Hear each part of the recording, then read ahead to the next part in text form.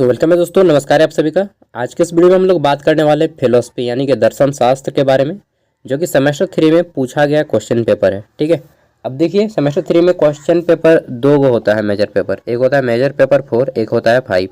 तो ये आपके किसी पर भी हो सकता है, क्योंकि अलग अलग यूनिवर्सिटीज़ में कोई 4 में रखता है, कोई 5 में रखता है। मेन चीज़ है सब्जेक्ट का नाम है आपका मॉडर्न वेस्टर्न मेटाफिजिक्स, ठीक है, एपिस्टेमोलॉजी।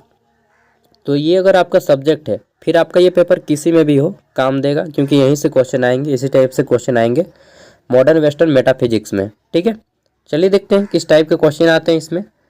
और यह जानकारी के लिए बता दूं कि यह एक झारखंड के सरकारी यूनिवर्सिटी, गवर्नमेंट स्टेट यूनिवर्सिटी के द्वारा पूछा गया क्वेश्चन पेपर है। ठीक है, एक मिनट यार, मेरा माउस थोड़ा सा गंदा हो गया। चलिए अब आगे बढ़ते हैं। तो यहाँ पे जो हमारा पहला क्वेश्चन है 2022-26 से पूछा गया सेशन का है। फुल मार्क्स है 75, टाइमिंग है 3 आवर। ठीक है, यहाँ पे आपके 1 मार्क्स वाले 5 क्वेश्चन है, जिसका आंसर मैं आपको खुद बताते चलूँगा, और लॉन्ग आंसर टाइप का क्वेश्चन का आंसर आपको घर में प्रैक्टिस करना है। ठीक है, तो हमारा पहला क्वेश्चन आता है कि आप हिंदी चाहे इंग्लिश में किसी में भी पढ़ सकते हैं। ठीक है, कांट के दर्शन में बौद्ध शक्ति को किस नाम से जाना जाता है? ठीक है, the faculty of understanding in Kant's philosophy is non age. ठीक है, तो देखिए कांट के आधार पे बोध की जो शक्ति होती है उसे हम लोग बोलते हैं क्या? इनमें से कोई नहीं। क्यों? क्योंकि उसको हम लोग बोलते हैं ट्रांसडेंटल आइडियलिज्म। ठीक है, ट्रांसडेंटल आइडियलिज्म। आगे देख लेते हैं। तो इसको अगर लिखा होता तो उस पर टिक लगाते, लेकिन वहाँ पे सब डायलेक्टिक वगैरह है, लॉजिक है। ठीक है, तो आइडियलिटिक जो है यहाँ पे आपका है, लेकिन आपका ये राइट आंसर हो जाएगा आइडियलिज्म। ठीक है, ट्रांससेंडेंटल आइडियलिज्म। आगे देखते हैं। देखिए मुझे प्रोनाउंसिएशन में दिक्कत हो सकता है, क्योंकि फिलोसफी जो है थोड़ा सा अजीब टाइप से सब्जेक्ट से, और मैं फर्स्ट टाइम इनके वर्ड्स को पढ़ रहा हूँ। ठीक है, नया नया वर्ड्स है। अगला है संस्कार एवं विज्ञान के मध्य अंतर किसके द्वारा किया जाता है?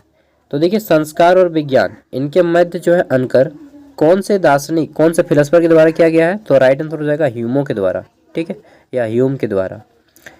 नेक्स्ट हमारा क्वेश्चन नंबर 3 है। इसमें पूछा गया है निम्न में से कौन दर्शनक कारणता के सिद्धांत संबंधित है? मतलब रीजन चाहिए। कोई भी काम करते हैं तो उसके पीछे रीजन होता है। जैसे मैं वीडियो बना रहा हूँ, इसके पीछे रीजन है, या तो मुझे पैसा चाहिए, या फिर मुझे नाम चाहिए। ठीक है, ऐसा नहीं कि पागल की तरह मैं बना रहा हूँ।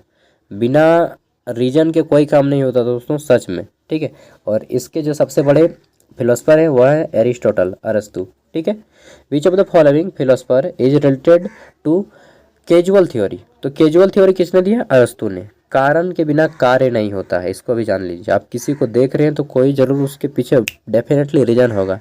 ठीक है, आप उसके साथ कुछ भी कर, लेकिन बिना रीजन के आप तो किसी को देखिएगा तक नहीं।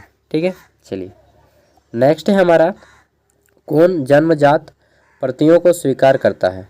ठीक है, who accept the innate ideas. ठीक है, तो किसने इनेट आइडियाज को स्वीकार किया है? राइट आंसर हो जाएगा बुद्धिवादी, जितने भी दार्शनिक है वे सभी। ठीक है, रैशनलिज्म। आगे देख लेते हैं। तो हमारा यहाँ पे क्वेश्चन नंबर 5 है। इसमें पूछा गया निम्न में से कौन दार्शनिक बुद्धिवाद से संबंधित है? ठीक है, बताना है कि कौन सा फिलोसफर जो है आपका रैशनलिज्म से रिलेटेड है। तो देखिए कांट इसका राइट आंसर हो जाएगा, कांट।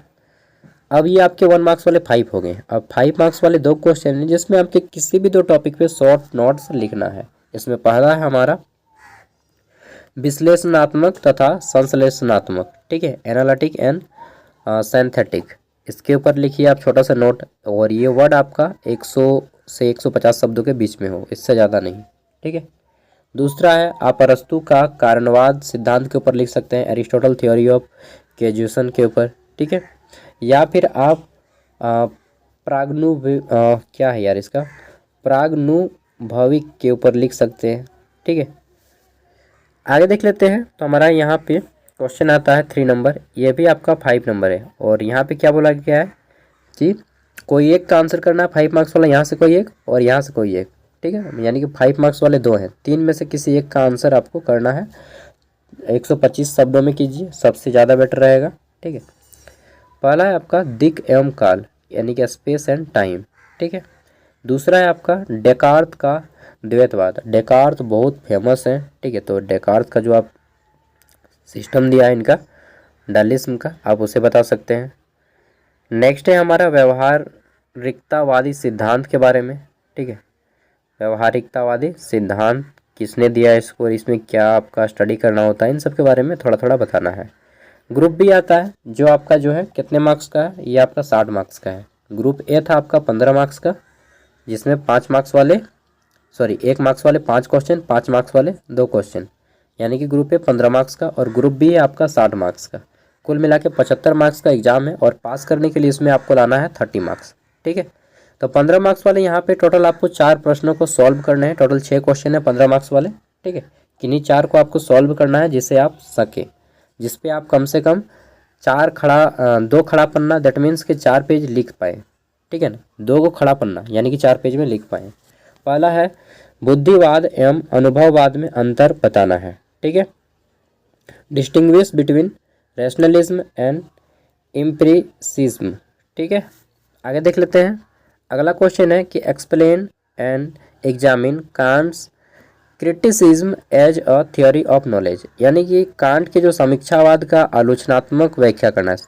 कांट ने समीक्षावाद का सिद्धांत दिया, उसमें कौन कौन सी बुराइयां हैं इसको बताना है। जब भी आपको आलोचना करने बोले मतलब कि उसको बुराइयों को निकाल ले, ठीक है। अगला है स्पिनोजा। स्पिनोजा का नाम खूब प्रचलित है। स्पिनोजा के द्रव्य सिद्धांत की समीक्षात्मक व्याख्या करें, ठीक है। Critically examine Spinoza's theory of substance. तो देखिए सब्सटेंस यानी कि जो वस्तुवाद या फिर द्रव्यवाद दोनों बोल सकते हैं, इसके बारे में बताना है। 7 नंबर क्वेश्चन है लॉक। सर्जन लॉक के बारे में सबको जानते हैं। सर्जन लॉक, लॉक के अनुसार ज्ञान के विभिन्न प्रकार तथा सीमाएं क्या है, ये चीज़ की विवेचना करना है। इंग्लिश में क्या पढ़ेंगे इसको कि what are the different kinds and limits of knowledge according to Locke, discuss करना है, ठीक है।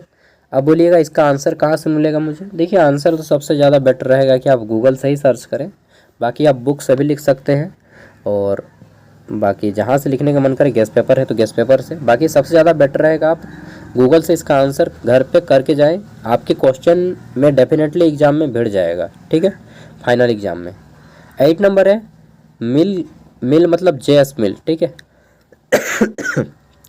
मिल के कारणता सिद्धांत की समीक्षात्मक व्याख्या करना है, ठीक है। जेएसएस मिल में जो कारणता का सिद्धांत दिया, ठीक है, वो चीज़ बताना है कि कौन कौन से रीजन है, ठीक है।